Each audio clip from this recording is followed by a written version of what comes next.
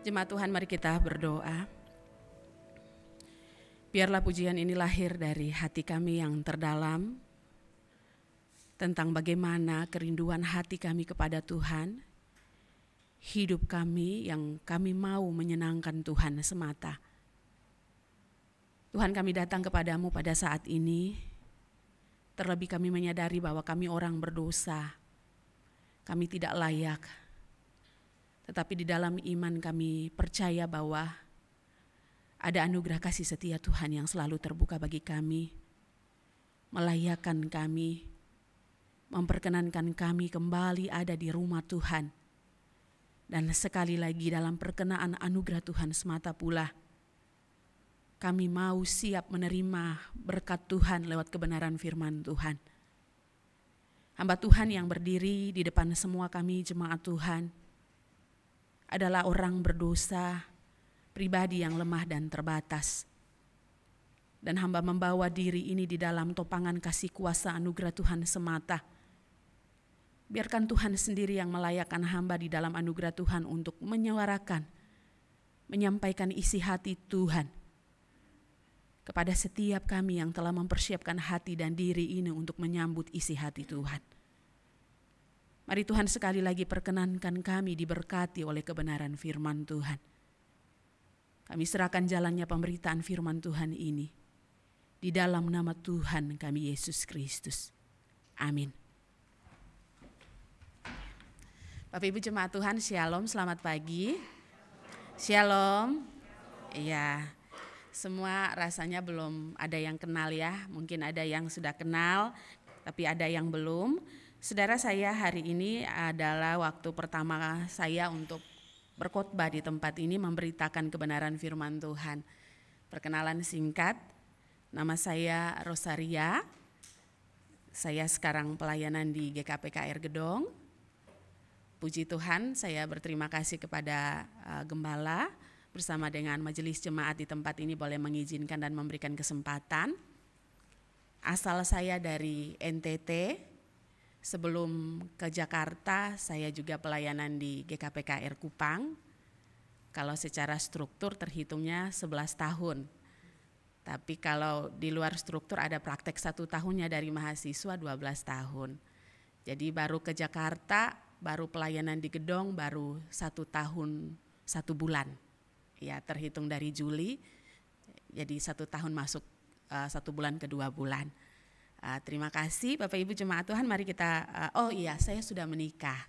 Ya, itu penting ya Bapak Ibu, saya sudah menikah. Ya, saya punya 2 orang putri dan 1 orang suami.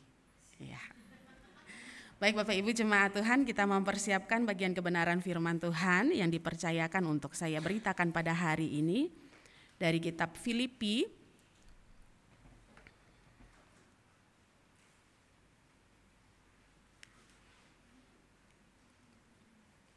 Ada yang bisa bantu memastikan apakah dia masih pingsan atau sudah hidup.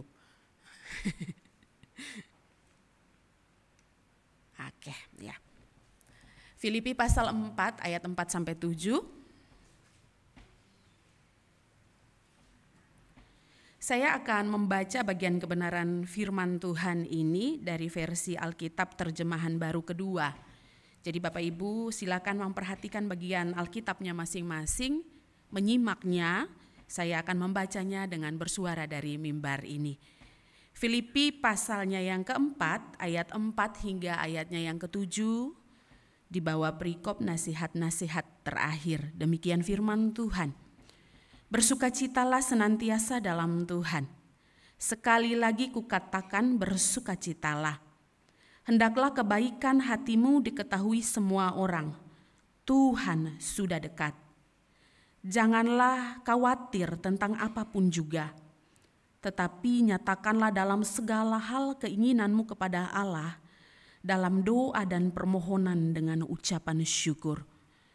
Damai sejahtera Allah yang melampaui segala akal akan memelihara hati dan pikiranmu dalam Kristus Yesus. Demikian firman Tuhan. Bapak Ibu jemaat Tuhan, beberapa waktu belakangan ini memang saya dan saudara sedang bersukacita secara khusus sebagai warga negara Indonesia anggota negara Indonesia ini, bahkan juga secara khusus warga dari Jakarta ini sedang bersuka cita dengan kedatangan seorang pemimpin agama dunia, ya, seorang Paus Fransiskus, Bapak Ibu Saudara sekalian. Saya melihat beberapa hal yang menarik dari kedatangan beliau ini, saudara sekalian, adalah ada sentuhan secara pastoral yang beliau nyatakan bukan hanya kepada kalangan orang-orang yang dikatakan Katolik atau Protestan, tetapi secara keseluruhan beliau melakukan sentuhan pastoral itu. Saya melihat juga, entah mungkin ini apakah di Jakarta, tetapi dengan kedatangan beliau ada satu video yang sangat begitu viral. Seorang ayah yang mengangkat bayinya, saya yakin bayi itu belum berusia 1 tahun, masih kurang dari 1 tahun. Ya, karena masih ada di dalam bungkusan gendongan yang begitu sangat baik begitu. Di pinggiran jalan sang ayah itu mengangkat sang bayi itu, dan ketika dia melihat dengan jelas kedatangan sang Paus Fransiskus di tengah jalan, di pinggiran jalan itu dia mengangkat anak itu dengan satu gambaran bahwa dia mau menunjukkan kepada sang Paus bagaimana ada berkat yang mau diterima dari anak itu, dari sang Paus. Satu respon yang begitu sangat baik, saudara sekalian, adalah ketika sang ayah sedang mengangkat sang anak, bayinya itu, Paus ini pun akhirnya meminta supaya mobil yang dia kendarai itu berhenti. Dan dia minta untuk pengawalnya menghampiri sang ayah itu, mengambil anak itu, mendekati dia di mobilnya, kemudian dia memberikan berkat dan doa kepada anak itu. Saudara, kalau saya dan saudara yang ada di posisi orang tua dari sang anak, apa perasaan saudara? Jangan bilang biasa aja. Saya yakin semua orang tua yang datang dengan kerinduan seperti itu memiliki perasaan yang penuh dengan sukacita, kebahagiaan, karena harapannya untuk diberkati oleh orang yang dianggap sebagai figur rohani dunia ini terjawab.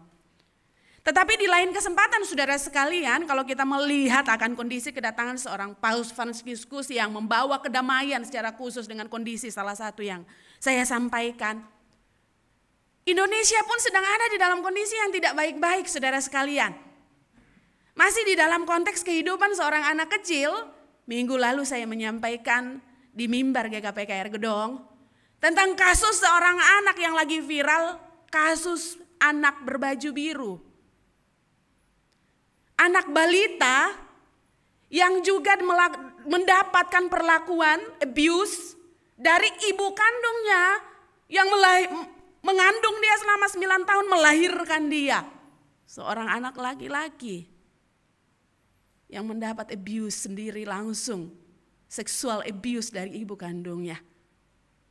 Saudara bisa membayangkan, inilah gambaran realita yang kita alami saat ini. Bahwa di satu sisi kita melihat dunia sedang ada di dalam kondisi penuh sukacita. Tetapi di sisi yang lain, dunia sedang meraung-raung dengan banyak kesakitan dan penderitaan lainnya.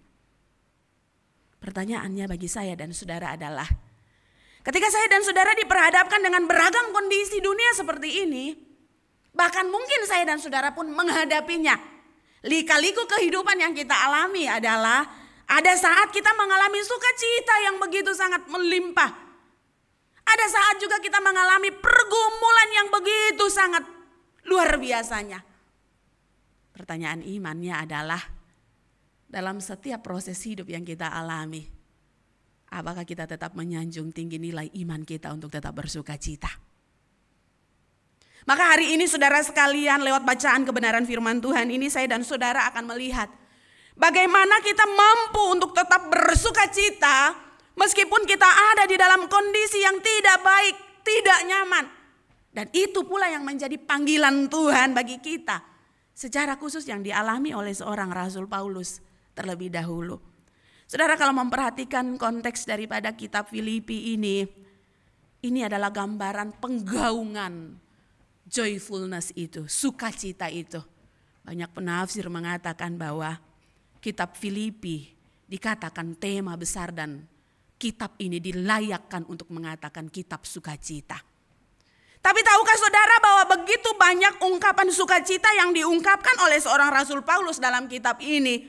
Ternyata lahir dari begitu banyak pergumulan iman yang dia alami dalam pelayanannya, bahkan juga secara khusus bersama dengan Tuhan dalam kehidupan pribadinya. Saudara dan saya bisa melihat dengan jelas bagaimana konteks kitab Filipi ini dikatakan berulang-ulang bahwa di saat Paulus menggaungkan tentang berita sukacita itu, Paulus pun ada di dalam satu kondisi pergumulan yang begitu panjang tentang bagaimana perjuangannya di dalam penjara.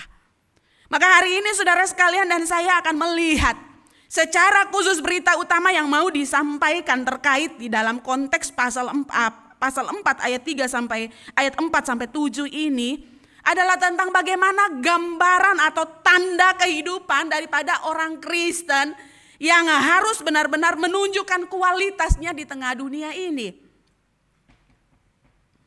Rasanya dia kurang bersahabat dengan saya ya saudara. Iya.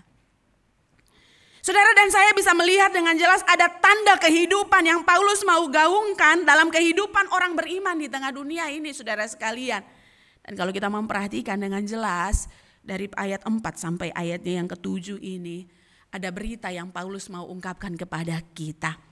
Ada satu gambaran kualitas sukacita yang Paulus ingin tekankan tentang bagaimana kehidupan orang percaya yang sungguh iman pengharapannya di dalam Tuhan itu teguh saudara sekalian.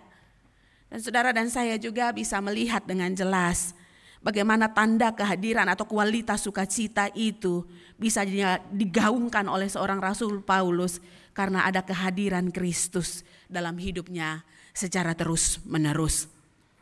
Saudara, dasar utama yang Paulus mau tekankan kepada umat Tuhan sampai pada detik ini adalah kualitas sukacita itu bisa nyata di dalam kehidupan orang percaya.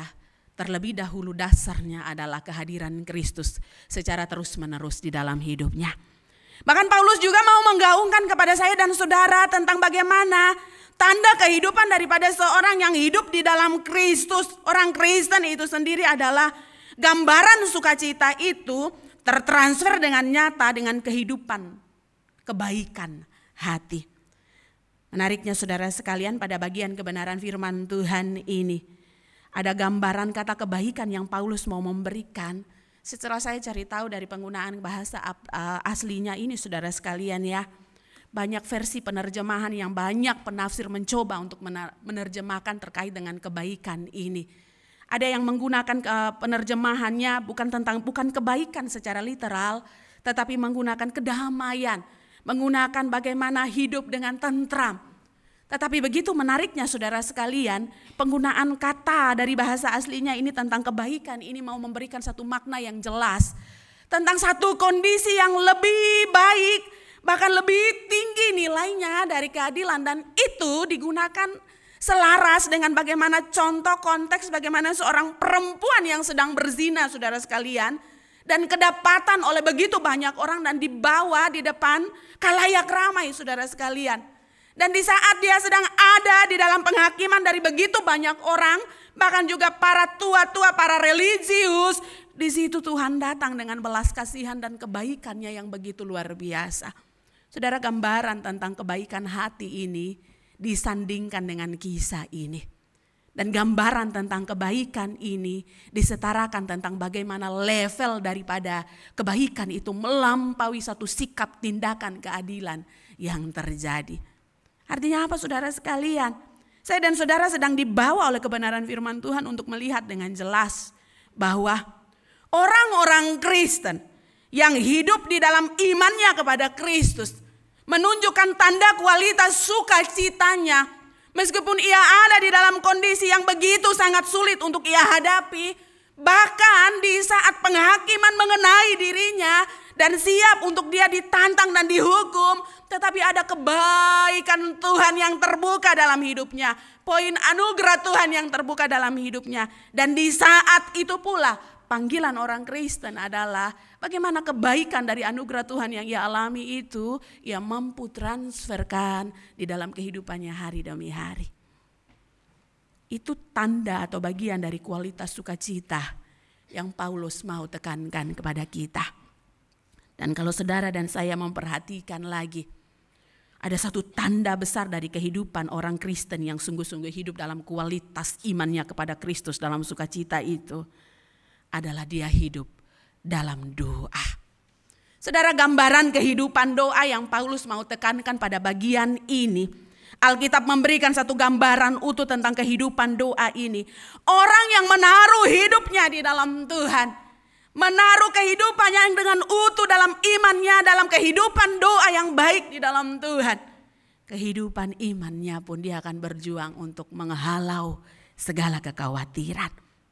Dan orang yang kehidupan imannya bergaul erat dengan Tuhan, Alkitab mau menggambarkan, Rasul Paulus mau menggambarkan juga, kualitas ucapan syukurnya itu selalu keluar dari hidupnya. Saudara, dan lebih lagi, gambaran tentang kehidupan orang yang hidup dalam kehidupan doa yang utuh dengan Tuhan. Ada satu gambaran damai sejahtera, shalom, yang dimiliki bukan hanya di dalam tindakannya, tetapi terlebih dahulu lahir dari hati dan pikirannya di dalam Tuhan. Secara khusus di ayat 3 sampai pasal 4 ayat 4 sampai ayat 7 ini memberikan gambaran utuh tentang bagaimana tanda kehidupan orang Kristen bagi kita semua. Nah, saudara, terkait dengan poin sukacita, Bapak Ibu jemaat Tuhan sekalian, pertanyaannya adalah ketika kita melihat satu gambaran utuh terkait dengan bagaimana kehidupan orang-orang percaya yang hidup sebagai orang yang menunjukkan tanda kualitas sukacitanya di dalam Tuhan, maka apa sebenarnya makna sukacita yang sebenarnya mau Tuhan ajarkan kepada kita untuk kita lihat lebih jelas tentang kehidupan kita dengan Tuhan? Saudara, saya menyimpulkan bahwa sukacita adalah roh yang ceria, wajah yang berseri-seri yang didapat dari persekutuan kita dengan Tuhan. Saudara, dengan kata lain bahwa gambaran tentang sukacita ini tertransfer nyata dalam kehidupan orang-orang percaya yang hidup imannya sungguh-sungguh melekat dengan Tuhan. Pertanyaannya bagi saya dan saudara sekalian adalah, seberapa jauh kita melihat akan tanda sukacita di dalam kehidupan kita di saat kita ada di dalam pergumulan yang berat, kondisi yang sulit, tekanan iman sekalipun. Seberapa jauh kita mampu menghidupi kehidupan sukacita ini dengan adanya roh yang begitu dengan cerah yang terpancar dalam kehidupan kita yang begitu berseri-seri, wajah yang begitu berseri-seri. Saudara, memang sulit ya. Sukacita itu, coba saya tanya Bapak Ibu jemaat Tuhan. Hari ini khususnya, dari pagi bangun sampai saat ini, sudahkah saudara bersukacita? Kalau kita maknai dari kalimat ini, sudahkah wajah Anda berseri hari ini? Sudahkah roh Anda keluar, sikap Anda keluar dengan roh yang meluap dengan penuh sukacita? Seorang ibu berkata, hari Minggu adalah hari terberat untuk bersukacita. Ada amin ibu-ibu? Janganlah hari Minggu ya, hari lain saja ya. Salah, janganlah gitu ya. Kenapa saudara sekalian? Untuk membangunkan suami ke gereja, aduh susahnya minta ampun. Itu baru suami saudara sekalian, bagaimana dengan anak-anak saudara sekalian? Saudara, karena saya berasal dari Kupang, jadi saya cerita konteks Kupang ya saudara sekalian ya. Boleh? Boleh ya oke ya. Hari Minggu saudara sekalian ya, lonceng gereja itu tidak sama seperti konteks kita GKPKR. GKPKR Kupang juga lonceng gerejanya kalah jauh saudara sekalian untuk kalangan gereja-gereja mainstream di NTT. Saya punya rumah yang sangat jauh ya, bisa 4 kilo saja dari gereja pun bisa mendengar gaungan lonceng gereja itu. Ada lonceng ketiga 2 jam sebelum ibadah. Lonceng kedua 1 jam sebelum ibadah. Lonceng ketiga 5 menit sebelum memasuki ibadah atau 10 menit sebelum memasuki ibadah. Tandanya ibadah akan segera mulai. Lonceng pertama, saudara sekalian, gaungan itu akan bersaing dengan suara ibu-ibu.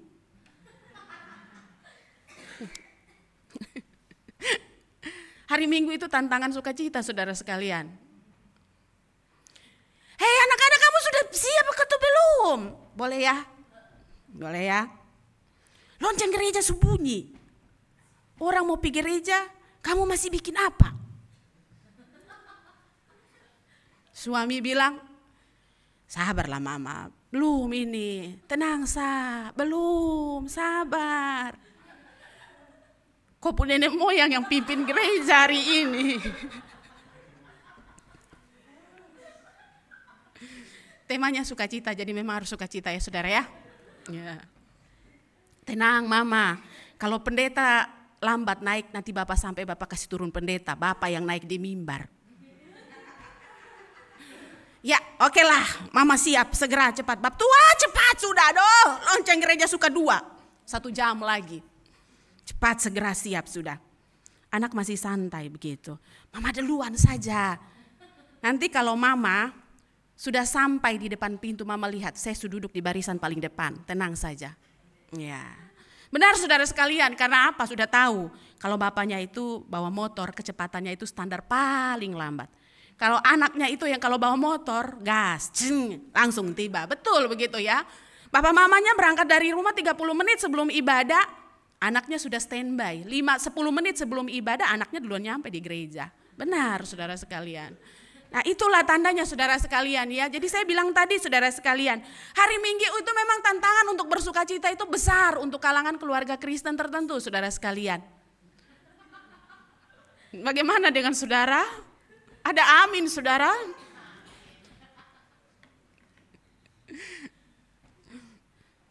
Saya juga bergumul walaupun saya pendeta saudara sekalian.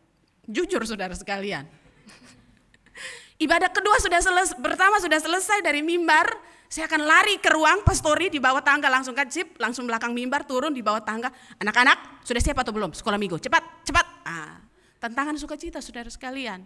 Apalagi masih punya bocil yang baru 7 tahun, 3 tahun setengah. Berjuang saudara sekalian, hari Minggu bangun pagi, cepat harus bangun pagi untuk sekolah minggu. Tapi saudara sekalian, inilah gambarannya saudara sekalian. Alkitab mau katakan kepada saya dan saudara bahwa bagaimana kita mampu bersukacita kalau roh kita di dalam Tuhan tidak melekat dengan Tuhan. Saya kira orang-orang Kristen yang memakai nama level Kristen akan berupaya dengan beragam perjuangan sukacita mereka karena standar keimanan mereka kepada Tuhan itu jauh dari apa yang Tuhan mau. Kita beribadah, kita menuntut orang lain melihat kita. Maka di situ ada tuntutan saling memaksa, hilang sukacita satu dengan yang lain. Tetapi Alkitab mau memberikan gambaran yang utuh kepada saya dan saudara. Milikilah roh yang utuh di dalam Tuhan itu. Maka itu akan tampak dengan nyata melalui kehidupanmu dengan persekutuanmu di dalam Tuhan.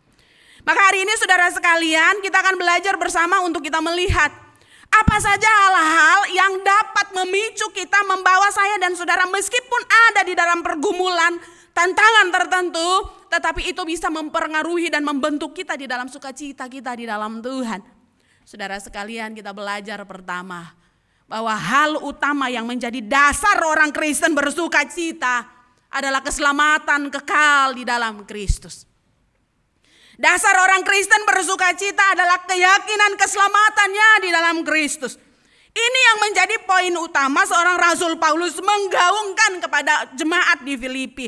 Meskipun mereka ada di dalam beragam pergumulan yang mengikat, menekan mereka, tetapi dasar keyakinan keselamatan mereka di dalam Kristus itu menjadi patokan utama. Hadapi kesulitan hidupmu dengan imanmu yang sungguh di dalam Tuhan. Karena keselamatan di dalam Kristus akan mampu menjadi patokan utama engkau berjuang melewati beragam pergumulan yang sulit di dunia ini. Saudara, kalau memperhatikan bagian kebenaran firman Tuhan, seorang Rasul Yohanes pun menekankan tentang poin ini. 1 Yohanes pasal 1 ayat 7 pun menekankan. Namun demikian, janganlah bersukacita karena roh-roh itu takluk kepadamu, tetapi bersukacitalah karena namamu ada terdaftar di surga. Iman orang Kristen harus dibangun dengan sukacita yang mendalam karena ia punya kepastian keselamatan di dalam Kristus. Saudara, apa artinya kita memiliki banyak hal di dunia ini, tetapi kita belum memiliki keselamatan di dalam Kristus? Materi kita akan cari di dunia ini dengan begitu gampang. Sukacita, kebahagiaan yang bersifat sementara kita akan cari dengan begitu gampang di dunia ini. Tetapi terkait dengan poin keselamatan itu dasar paling utama. Tidak ada harga tawar-menawar, saudara sekalian. Itu jaminan utama bagi orang percaya untuk bersukacita. Maka gambaran itu menjadi gambaran utuh bahwa sukacita yang kita lahirkan di dunia ini bukan sukacita yang sifatnya semu, tetapi sukacita yang abadi karena Kristus sudah berdiam di dalam hidup kita. Saudara, hal lain lagi yang menjadi patokan kita harus bersukacita adalah bagaimana saya dan saudara dipanggil untuk, tulisannya kecil, memiliki hati nurani yang murni. Gambaran tentang hati nurani yang murni ini pun disinggung oleh seorang Rasul Yohanes juga, saudara sekalian. Kualitas sukacita itu akan terukur ketika orang percaya itu memiliki kualitas hati nurani yang murni, saudara sekalian. Saudara, kenapa poin ini penting? Karena orang-orang yang hidup di dalam kualitas hati nurani yang murni adalah orang-orang yang struggle untuk menjalani apapun itu tantangan hidupnya. Tidak mudah terpengaruh dengan beragam kondisi. Kembali kepada masalah hati, saudara sekalian ya. Kembali kepada masalah hati.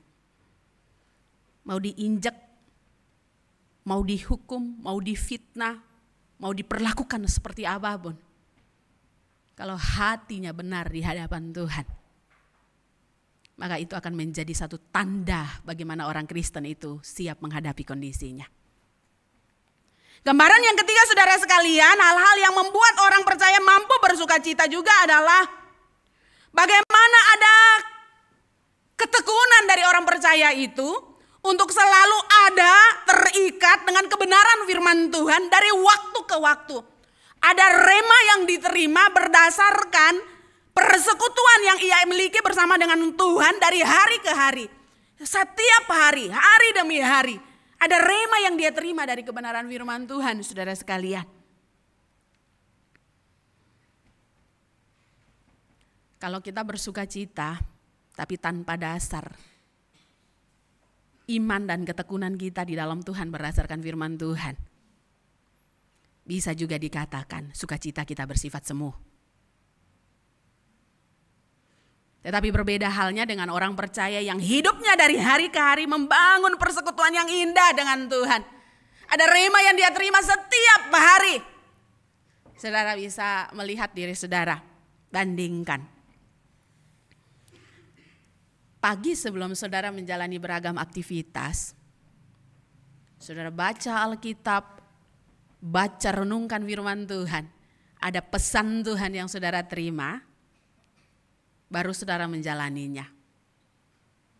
Atau pagi sebelum saudara beraktivitas, saudara bangun, saudara sibuk dengan makan minum secara fisik, menu diet kita, menu makanan sehat kita, olahraga kita, kemudian saudara beraktivitas di luar. Saudara, saya yakin saudara akan menemukan kualitas seperti apa dengan dua perbandingan gaya hidup di pagi hari seperti itu. Maka kita diingatkan saudara sekalian bahwa mari kita memiliki satu pegangan terpenting dari kebenaran firman Tuhan, saudara sekalian. Dengan demikian saudara sekalian, saya dan saudara bisa melihat dengan jelas gambaran tentang sukacita adalah sukacita sejati bukan hasil dari apa yang terjadi dalam kehidupan kita, tetapi apa yang terjadi karena Dia, Yesus Kristus, hidup di dalam hati kita. Ini poinnya.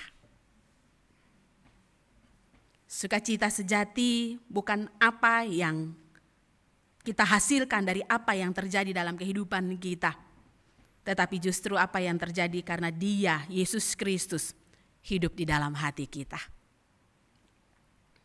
Maka mari saudara miliki sukacita itu. Saya kasih beberapa langkah yang akan menjadi langkah bagi kita orang percaya untuk siap bersukacita. Yang pertama, saudara sekalian, selalu mengucap syukur. Langkah untuk terus bersukacita. Meskipun tekanan hidup kita alami, meskipun pagi-pagi sudah mendapat remanya bukan dari firman Tuhan tapi dari suara istri. Meskipun sepanjang hari itu berhadapan dengan karyawan kita, rekan kerja kita yang gak jelas aturan mainnya. Meskipun setiap hari di jalanan kita berhadapan dengan macetnya kota Jakarta, kemudian ugal-ugalannya para ojol, ya. Tetapi saya yakin dan percaya adalah orang-orang yang memiliki kualitas hati yang utuh di dalam Tuhan dengan tahu bersyukur kepada Tuhan. Adalah orang-orang yang sedang membangun langkah sukacitanya itu dalam hidupnya. Saudara, yang kedua, saudara sekalian,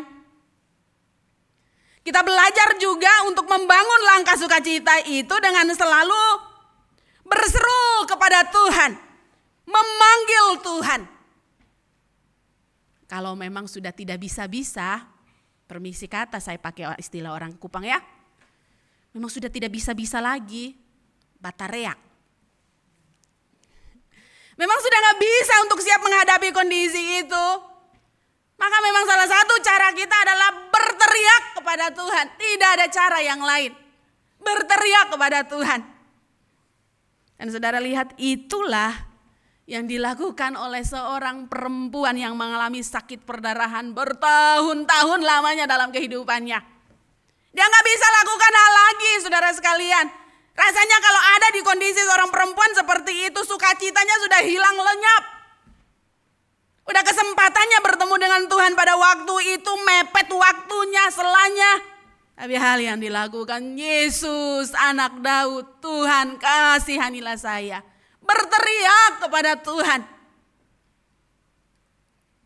Saudara, ada satu cara terbaik ketika kita tetap mau mengambil langkah sukacita ini. Salah satu cara di dalam berteriak kepada Tuhan itu juga adalah ingat selalu menyanyi, memuji Tuhan. Ada jemaat yang suka menyanyi di sini selain Laksa Okta? Selain Laksa Okta ya saudara sekalian yang suka menyanyi? Saudara percayalah bahwa menyanyi itu kita sedang meluapkan segala macam aura negatif dari dalam diri kita, saudara sekalian. Tapi yang lebih bagus lagi ya menyanyi lagu rohani gitu ya. Kalau lagu-lagu yang makna teologinya jelas kan bagus ya saudara sekalian ya. Kalau makna teologinya bagus kan kita juga sedang meluapkan ungkapan hati kita dengan Tuhan. Tapi di situ juga terapi terbaik bagi kita sedang menyerukan nama Tuhan. Meminta pertolongan Tuhan kepada kita di saat kita ada dalam kondisi-kondisi tertentu saudara sekalian. Saudara, saya punya satu kisah saudara sekalian. Anak saya yang pertama waktu usianya masih 1 tahun lebih saudara sekalian. Karena di Kupang saya disiapkan rumah yang jaraknya itu 2-3 kilo jauhnya dari gereja. Oleh majelis menyiapkan rumah itu untuk saya dan suami tempati. Maka memang kadang-kadang meninggalkan anak di rumah untuk melanjutkan pelayanan dengan jarak yang agak jauh menurut saya ya. Tuh kadang-kadang di tempat pelayanan tuh agak bergumul saudara sekalian. Nah saya baru menyadari kenapa beberapa ART saya tuh tidak tahan dengan saya. Karena saya terlalu cerewet saudara sekalian. Terkait dengan hal ini saudara sekalian ya. 5 menit saya bisa telepon gitu ya, 10 menit saya telepon, lama-lama boring juga begitu ya mereka ya. Karena gak ada rasa percaya gitu saudara sekalian. Nah satu hari saudara sekalian, ART saya minta pulang kampung. Dia janji berangkat perginya Minggu setelah saya lepas pelayanan, Rabu balik gitu.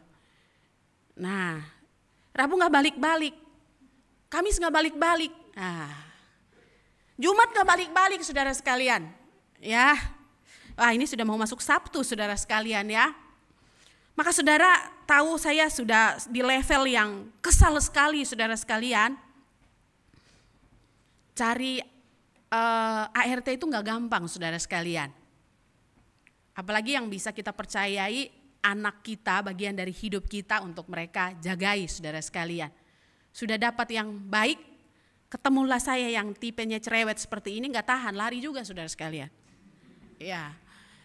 Jadi saudara sekalian waktu itu saya udah mumet benar tuh saudara sekalian ya. Maka apa yang saya lakukan saudara sekalian? Saya ngobrol ke Tuhan tuh kayak suami saya saudara sekalian. Lu mau apa? Lu suruh saya pelayanan terus saya susah begini. Mau apa? Omong jelas. Tapi waktu itu saudara sekalian, saya di level yang apapun itu yang ada di dalam ungkapan hati saya mau keluarin semuanya sama Tuhan. Iya, tidak. Kalau mau kasih orang yang tepat kasih. Kalau tidak, sudah berhenti, semua berhenti. Saudara sekalian sudah habis. Banyak ngocehnya waktu itu, sesukanya saya ngobrol seperti ini saudara sekalian. Anak saya terlelap, saya pun terlelap di ruang tamu. Saya gendong anak saya posisinya tidur di atas dada saya saudara sekalian di sofa. Tapi tidur dengan kondisi tidak puas saudara sekalian. Meraungnya, berteriaknya kepada Tuhan tuh tapi masih ada ketidakpuasan dalam hati saya waktu itu saudara sekalian. Apa yang terjadi saudara sekalian?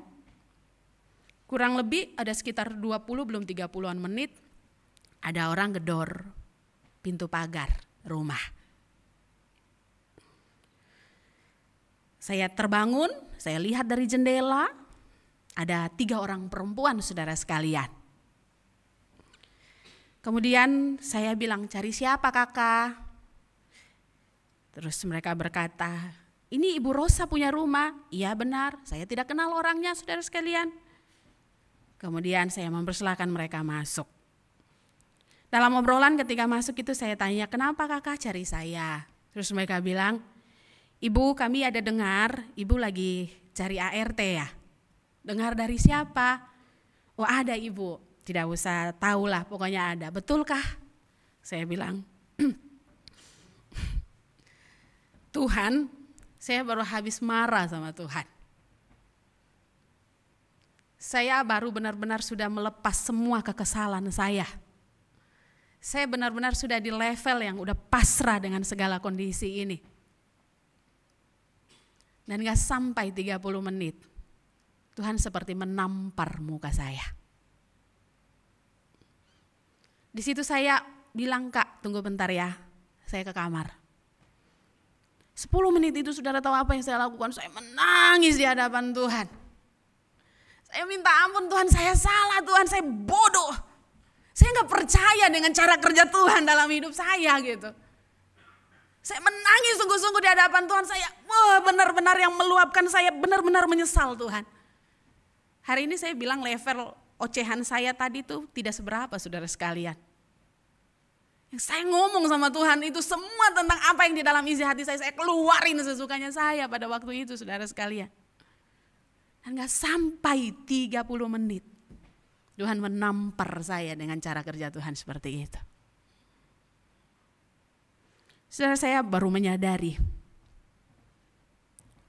orang-orang yang meraung dengan Tuhan, memanggil Tuhan, berseru kepada Tuhan di saat dia ada di dalam kesesakan hidupnya, dalam ketidakberdayaannya, dalam ketidakmampuannya menghadapi hidup ini.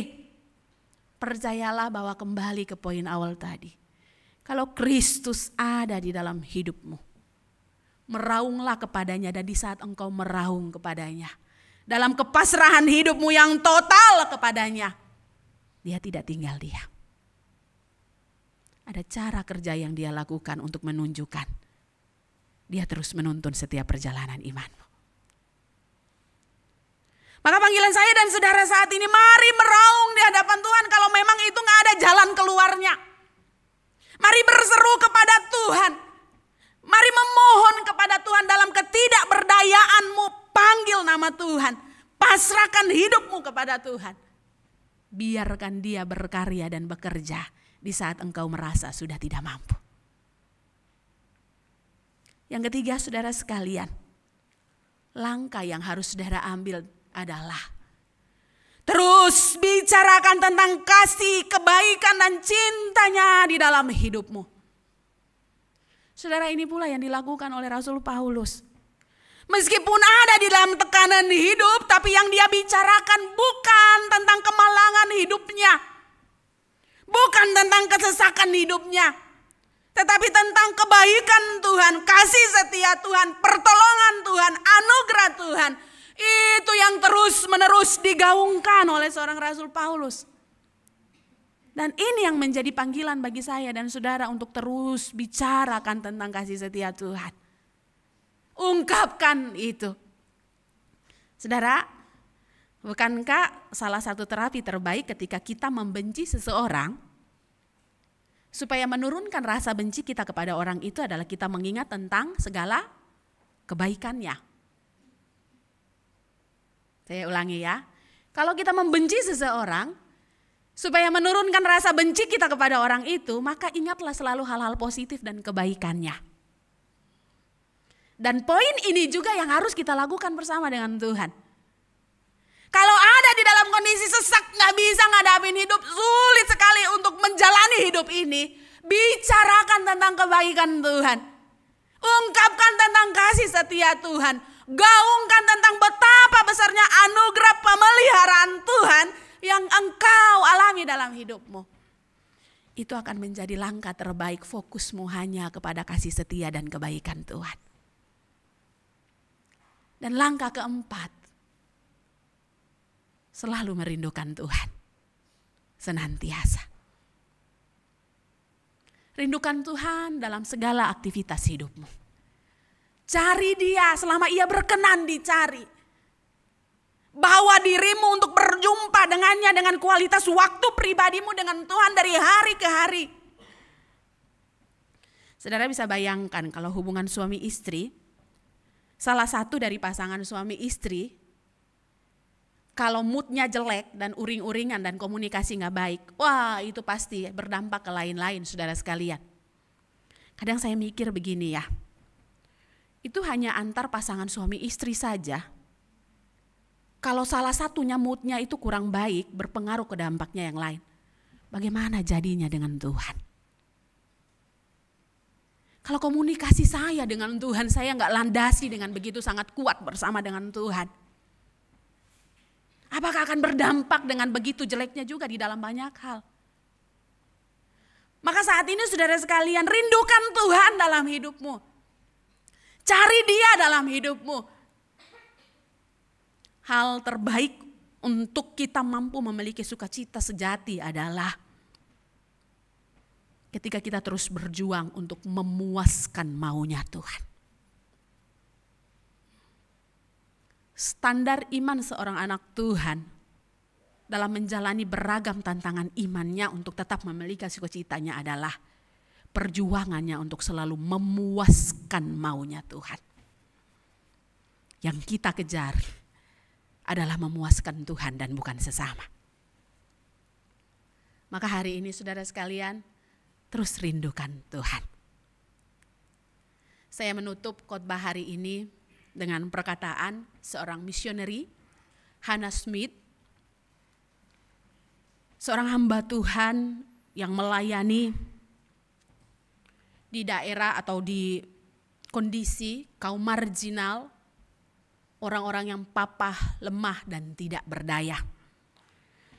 Orang-orang yang mau memperjuangkan hidup dari waktu ke waktu, hari ke hari saja sulit. Tetapi jiwa-jiwa ini yang dia bawa dengan utuh dan sungguh untuk membawa dalam pengenalan kepada Kristus. Dalam perjalanan imannya, beliau mengatakan, bila jiwa penuh dengan sukacita dan damai sejahtera, maka keadaan di luar tidak banyak berpengaruh. Sekali lagi, bila jiwa penuh dengan sukacita dan damai sejahtera, maka keadaan di luar tidak banyak berpengaruh.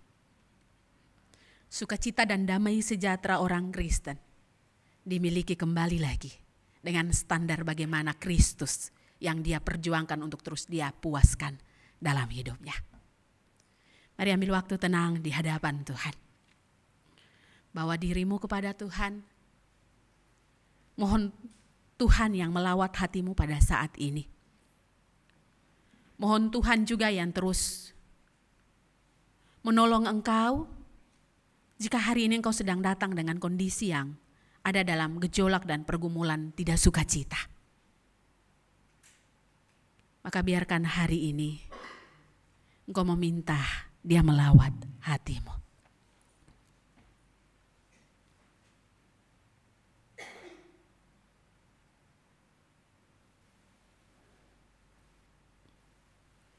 Tuhan, kami bersyukur untuk kasih setia dan cinta Tuhan. Hari ini Tuhan, perkenankan kami kembali ada belajar firman Tuhan. Kondisi yang sulit kami alami, beragam tantangan iman kami alami. Tapi melalui kebenaran firman Tuhan kami diajarkan. Biarkan kami mencari kepuasan-Nya Tuhan. Biarkan kami hidup berjuang untuk terus melakukan apa yang Tuhan mau. Kalau Tuhan dapati jemaat Tuhan pada saat ini datang dengan beragam pergumulan sukacita mereka. Relasi mereka dalam keluarga mereka. Dalam pekerjaan mereka. Dalam aktivitas hidup apapun itu. Yang membuat mereka hampir hilang sukacita mereka di dalam Tuhan. Maka biarkan saat ini Tuhan memperkenankan mereka kembali melihat kepada kasih Kristus yang indah dan mulia itu. Kasih yang total, kasih yang terus memberi yang terbaik untuk kehidupan kami yang tidak berdaya ini. Perkenankan kami Tuhan mengalaminya dari waktu ke waktu. Hamba Tuhan sudah selesai berbicara. Tapi biar melalui kebenaran firman Tuhan senantiasa terus Tuhan gaungkan dalam kehidupan kami semua. Di dalam nama Tuhan Yesus kami berdoa. Amin.